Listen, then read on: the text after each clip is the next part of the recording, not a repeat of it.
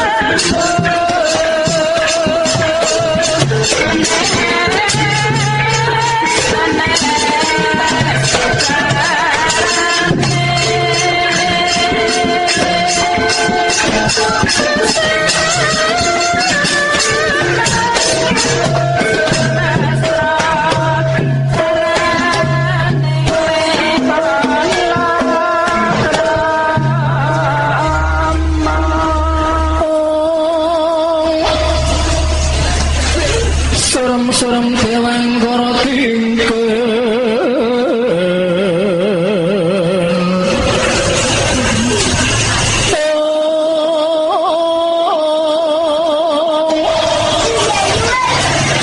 Lermangus wakan layon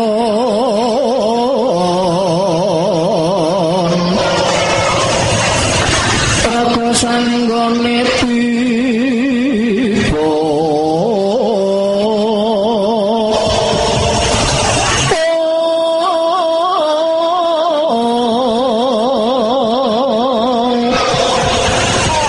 maniro lelayangan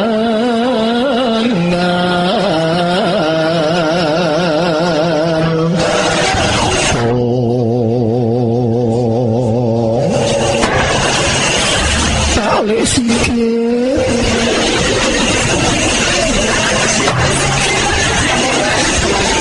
aku pakai nono ayo tali sikit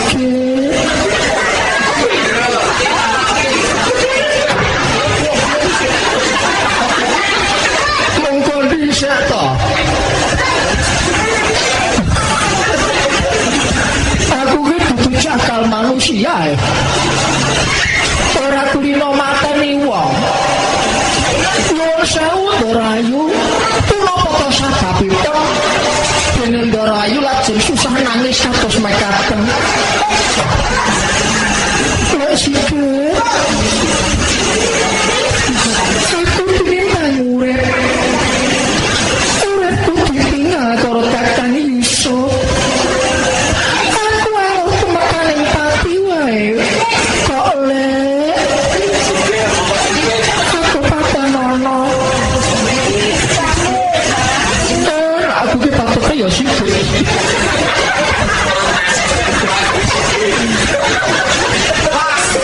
aku butuh kasih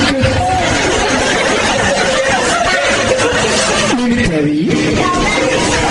kepareng kula badhe matur panjenengan nembe nglampahi lelakon ingkang kados mekaten Dorayu nyuwun sewu boten teges kula niki badhe mulang muruk kali panjenengan sujatosipun lelakon menika adilipun kedah dipun lakoni iya panjenengan rekang dadi kandamu nanging kalamun aku tetep kudu bisa karo kakang Yusuf aku anggap mekaning pati wae aku ampun kados mekaten sedaya pakarti ing sampun paduka temah menika panjenengan kedah katampi kanthi remening penggalih karo saken kanthi aring napas ning kanca griya